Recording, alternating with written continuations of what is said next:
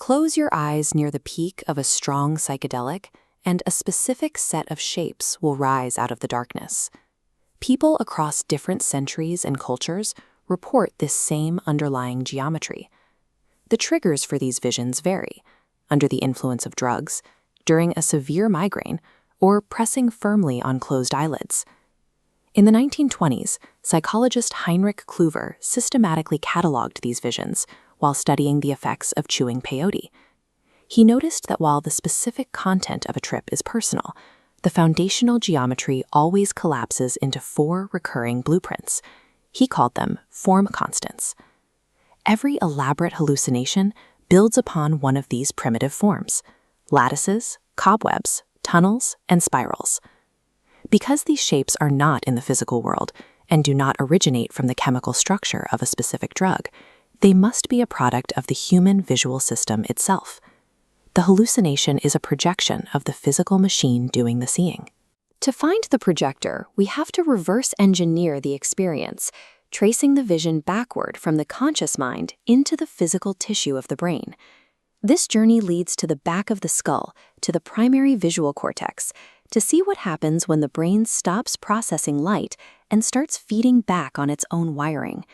The process begins when classic psychedelics bind to 5-HT2A receptors, which are densely packed in the deep layers of the visual cortex.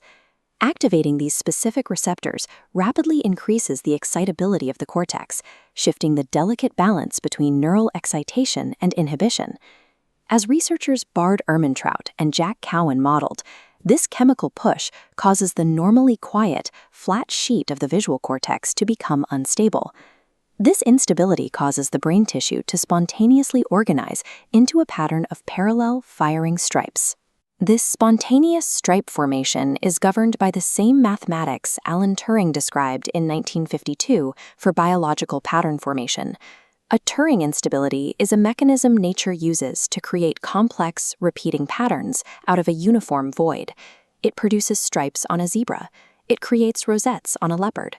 It shapes ripples in wind-blown sand.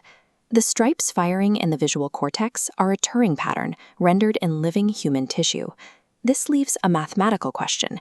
If the visual cortex generates simple, straight stripes, why do we perceive circular tunnels and spirals?